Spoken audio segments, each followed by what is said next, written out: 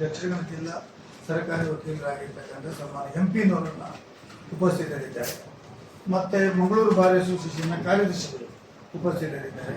ಶ್ರೀಧರ್ ಅವರು, ಮಾಜಿ ಕಾರ್ಪೊರೇಟರ್ ಪಣಿಕರ್ ಅವರು ಉಪಸ್ಥಿತರಿದ್ದಾರೆ. ಭಾಸ್ಕರ್ ಉಪಸ್ಥಿತರಿದ್ದಾರೆ. ಎಲ್ರಿಗೂ ಸ್ವಾಗತವನ್ನು ಬಯಸಿ ನಮ್ಮ ಉದ್ದೇಶ ಇರುವಂತಹ ಪತ್ರಿಕಾಗೋಷ್ಠಿ ಕರೆಯಲಿಕ್ಕೆ ಉದ್ದೇಶ, ಮಂಗಳೂರಿನಲ್ಲಿ ಹೈಕೋರ್ಟ್ ಸಂಚಾರಿ ಪೀಠ ಮತ್ತು ಹೈಕೋರ್ಟ್ ಪೀಠ ಆಗಬೇಕು ಅಂತೇಳುವ ಹೋರಾಟ ಬಹಳ ವರ್ಷದಿಂದ ಮಾಡ್ತಾ ಇದ್ದೀವಿ. ಕಳೆದ 2 ವರ್ಷಗಳಿಂದ ಈ ಹೋರಾಟಕ್ಕೆ ಹೆಚ್ಚು ಗಮನವನ್ನು ಕೊಟ್ಟು, ಇದು ಒಂದು ನೈಜವಾದಂತಹ ಬೇಡಿಕೆ. ಈ ಬೇಡಿಕೆಗೆ ನಮ್ಮಲ್ಲಿ ನಮ್ಮದೇ ಆದಂತಹ ಕಾರಣಗಳಿವೆ.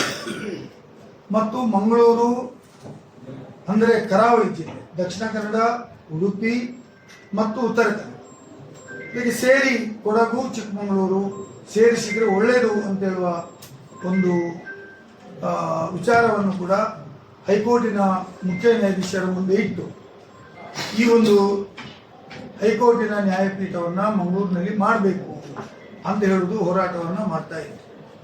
ಇದರ ಹೋರಾಟದ ಫಲವಾಗಿ ನಾವು ಬೇರೆ ಬೇರೆ ವಾಕ್ಸ್ ಆಫ್ ಲೈಫ್, ಅದು ವ್ಯಾಪಾರಸ್ಥರು ಇರ್ಬೋದು, ಇಂಡಸ್ಟ್ರಿ ಅವರು ಇರ್ಬೋದು, ಅಥವಾ ಬೇರೆ ಬೇರೆ ಲಿಟಿಗೆಂಟ್ಸ್ ಇರ್ಬೋದು, ಅಥವಾ ಲಾ ಕಾಲೇಜಿನ ವಿದ್ಯಾರ್ಥಿಗಳಿರ್ಬೋದು, ಕಾರ್ಮಿಕ ವರ್ಗದವರು ಇರ್ಬೋದು, ಸಾಮಾನ್ಯ ಜನರು ಇರ್ಬೋದು, ಇಂಟರ್ಕೋ ಅಥವಾ ಬೇರೆ ಬೇರೆ ಕಾರ್ಮಿಕ ಸಂಘಟನೆಗಳಿರ್ಬೋದು, ಇದೆಲ್ಲರ ಜೊತೆ ಈಗಾಗಲೇ ಅನೇಕ ಬಾರಿ ಸಂಭಾಷಣೆಗಳನ್ನು ಮಾಡಿ ಮಂಗಳೂರಿನಲ್ಲಿ ಹೈಕೋರ್ಟ್ ಪೀಠದ ಅವಶ್ಯಕತೆಯ ಬಗ್ಗೆ ಹೈಕೋರ್ಟಿನ ಮುಖ್ಯ ನ್ಯಾಯಮೂರ್ತಿಗಳಿಗೆ ಮತ್ತು ಕರ್ನಾಟಕ ಸರ್ಕಾರಕ್ಕೆ, ಸುಪ್ರೀಂ ಕೋರ್ಟ್ ಇದರ ಬಗ್ಗೆ ನಾವು ಸರಿಯಾದಂಥ ಮಾಹಿತಿಯನ್ನು ಸ್ಟ್ಯಾಟಿಸ್ಟಿಕ್ಸ್ ಜೊತೆಯಲ್ಲಿ, ಅಂಕಿಅಂಶದ ಜೊತೆಯಲ್ಲಿ ನೀಡಿದ್ದೇವೆ.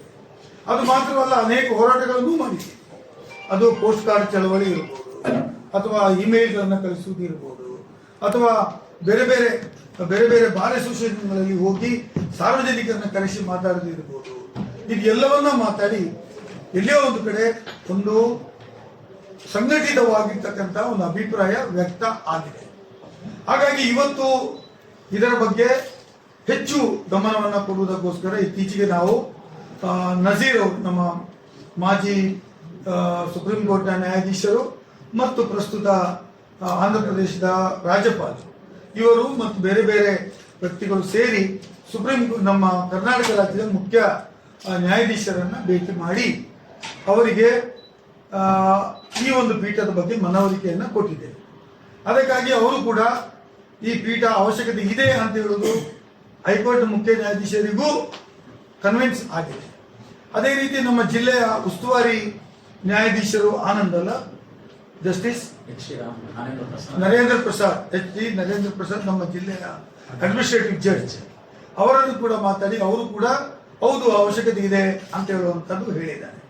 ಅದೇ ರೀತಿ ಬೇರೆ ಬೇರೆ ನ್ಯಾಯಾಧೀಶರುಗಳು ಕೂಡ ಇಲ್ಲ, ಕರಾವಳಿ ಭಾಗಕ್ಕೆ ಹೈಕೋರ್ಟಿನ ಪೀಠ ಕೊಡುವಂಥದ್ದು ಅವಶ್ಯಕತೆ ಇದೆ ಅಂತ ಹೇಳುವ ತೀರ್ಮಾನಕ್ಕೆ ಬಂದಿದೆ. ಈಗ ನಮ್ಮ ಮುಂದಿರುವ ಸವಾಲು, ಪೀಠ ಮಾಡ್ತೀರಿ, ಕರಾವಳಿ ಭಾಗದಲ್ಲಿ ಮಾಡ್ತೀರಿ, ಕರಾವಳಿ ಭಾಗದಲ್ಲಿ ಮಂಗಳೂರು ಒಂದು ಕೇಂದ್ರ ಅಂತ ಹೇಳುವಂಥದ್ದು ಎಲ್ಲರಿಗೂ ಒಪ್ಪಿಗೆ ಇರ್ತಕ್ಕಂಥದ್ದು, ಸಹಮತ ಇರ್ತಕ್ಕಂಥದ್ದು. ಈಗಾಗಲೇ ಉಡುಪಿ ವಕೀಲರ ಜೊತೆ ಮಾತಾಡಿದ್ದೇವೆ, ಮಂಗಳೂರು ಜಿಲ್ಲೆಯ ಸಮಸ್ತ ವಕೀಲರ ಜೊತೆ ಮಾತಾಡಿದ್ದೇವೆ, ನಾರ್ತ್ ಕೇಂದ್ರ ವಕೀಲರುಗಳ ಜೊತೆ ಸಂವಾದ ಮಾಡಿದ್ದೇವೆ, ಕೊಡಗಿಗೆ ಹೋಗಿ ಕೊಡಗಿನ ವಕೀಲರ ಜೊತೆ ಮಾತಾಡಿದ್ದೇವೆ, ಚಿಕ್ಕಮಗಳೂರಿಗೆ ಹೋಗಿ ಚಿಕ್ಕಮಗಳೂರಿನ ವಕೀಲರ ಜೊತೆ ಮಾತಾಡಿದ್ದೇವೆ. ಎಲ್ಲರ ಸಹಮತ ಇದೆ. ಹಾಗಾಗಿ ಈ ಒಂದು ಪೀಠ ಕೊಡಬೇಕಾದ್ರೆ ಕೆಲವು ಕಂಡೀಷನ್ಸ್ಗಳು ಇದ್ದೇ ಇರ್ತದೆ. ಇದು ಕೊಡಿ, ಅದು ಕೊಡಿ, ಎಷ್ಟು ಜಾಗ ಕೊಡಿ, ಜಡ್ಜರ್ಗಳಿಗೆ ನಿವಾಸಕ್ಕೆ ಜಾಗ ಕೊಡಿ, ಬೆಂಚ್ ಮಾಡಲಿಕ್ಕೆ ಬೇಕಾದಂಥ ಸ್ಥಳಾವಕಾಶ ಕೊಡಿ, ಕೋರ್ಟ್ ಹಾಲ್ಗಳನ್ನು ಕೊಡಿ, ಅಡ್ಮಿನಿಸ್ಟ್ರೇಟಿವ್ ಆಫೀಸಿಗೆ ಜಾಗ ಕೊಡಿ, ದಾಖಲೆ ಪತ್ರಗಳನ್ನು ನೀಡಲಿಕ್ಕೆ ಜಾಗ ಕೊಡಿ, ಇದೆಲ್ಲವನ್ನ ಕೇಳಿದ್ದಾರೆ. ಇದಕ್ಕೆಲ್ಲವಕ್ಕೆ ಪೂರ್ವಭಾವಿಯಾಗಿ ನಾವು ಈಗಾಗಲೇ ದಕ್ಷಿಣ ಕನ್ನಡ ಜಿಲ್ಲಾಧಿಕಾರಿ ಕಚೇರಿ, ಹಿಂದೆ ಜಿಲ್ಲಾಧಿಕಾರಿ ಕಚೇರಿ ಆಗಿರ್ತಕ್ಕಂಥ ಸ್ಟೇಟ್ ಬ್ಯಾಂಕ್ನಲ್ಲಿ ಇರುವಂತಹ ಸುಮಾರು 5.5 ಎಕರೆ ಜಾಗದಲ್ಲಿ ಇರ್ತಕ್ಕಂಥ ಒಂದು 4 ಮಹಡಿಯ ಬಿಲ್ಡಿಂಗ್, ಗ್ರೌಂಡ್ ಪ್ಲಸ್ 3, 3 ಮಹಡಿ ಪ್ಲಸ್ ಗ್ರೌಂಡ್ ಪ್ಲಸ್ ಮಾಡಿ ಇರುವಂತಹ ಬಿಲ್ಡಿಂಗ್ ಅನ್ನು ಈಗಾಗಲೇ ನಾವೆಲ್ಲ ವಕೀಲರುಗಳು ಹೋಗಿ ಇನ್ಸ್ಪೆಕ್ಷನ್ ಮಾಡಿದ್ದೇವೆ. ಈಗಾಗಲೇ ಜಿಲ್ಲಾ ಉಸ್ತುವಾರಿ ಮಂತ್ರಿಗಳು ಅದನ್ನ ಹೈಕೋರ್ಟ್ ಪೀಠಕ್ಕೆ ಮೀಸಲಿಡಿ ಅಂತ ಸರ್ಕಾರಕ್ಕೆ ಬರೆದಿದ್ದಾರೆ.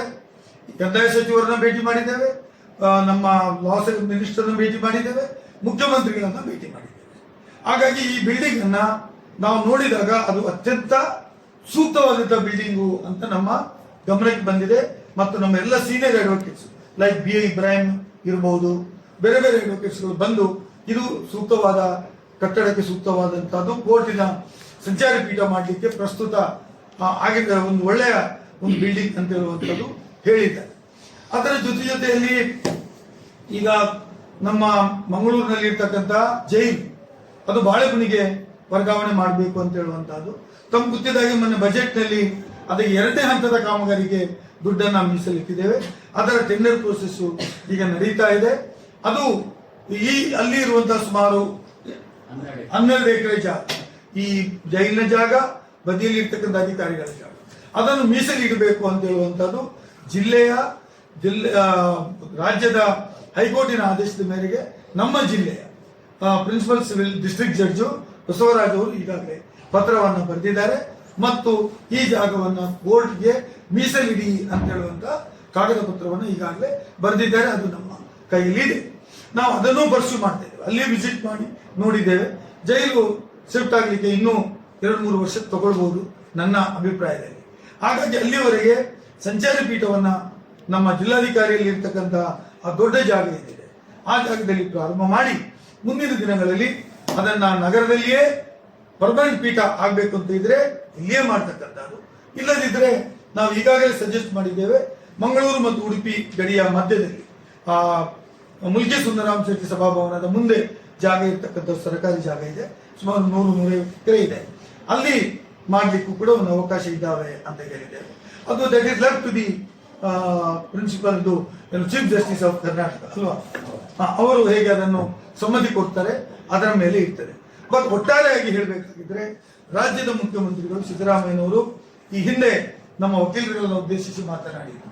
ಅವರಿಗೆ ನಾವು ಸರ್ಕಿಟ್ ಹೌಸ್ ನಲ್ಲಿ ನಮ್ಮ ವಕೀಲರ ಸಂಘದ ಪದಾಧಿಕಾರಿಗಳಿಗೆ ಭೇಟಿ ಮಾಡಲಿಕ್ಕೆ ಬಂದಿದ್ದರು.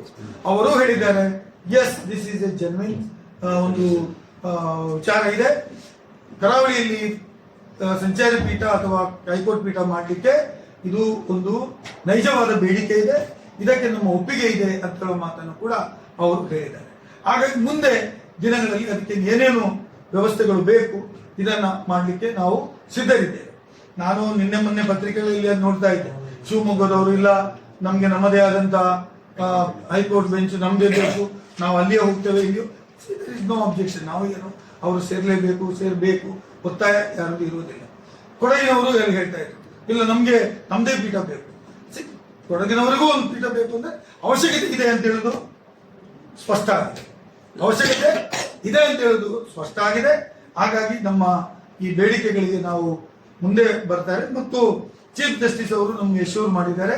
ಅವರೀಗ ರಜೆ ಕಾಲ ನಡೀತಾ ಇದೆ, ಈ ವಾರ ಅಥವಾ ಮುಂದಿನ ದಿನಗಳಲ್ಲಿ ಅದು ಅವರ ಭೇಟಿಯ ದಿನವನ್ನು ನಮ್ಮ ಮಾನ್ಯ ಸುಪ್ರೀಂ ಕೋರ್ಟ್ನ ಮಾಜಿ ನ್ಯಾಯಮೂರ್ತಿಗಳಾದ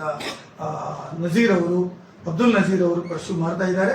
ಮುಂದಿನ ದಿನಗಳಲ್ಲಿ ಎನಿ ಡೇ ಅವರು ಅಫಿಷಿಯಲ್ ಪ್ರೋಗ್ರಾಮ್ ಹಾಕಿ ಈ ಒಂದು ಸ್ಥಳ ಪರಿಶೀಲನೆಗೆ ತಾನೇ ಸ್ವತಃ ಬರ್ತೇನೆ ಅಂತ ಹೇಳಿದ್ರು. ಒಂದೊಮ್ಮೆ ಕಮಿಟಿ ಮಾಡ್ತೇನೆ ಅಂತ ಹೇಳಿ ಕೂಡ ಹೇಳಿದ್ರು. ಅದರ ಬದಲಿಗೆ ನಾನೇ ಬಂದು ಸ್ವತಃ ಈ ಒಂದು ಜಾಗವನ್ನು ನೋಡ್ತೇನೆ ಅಂತ ಹೇಳಿದ್ದಾರೆ.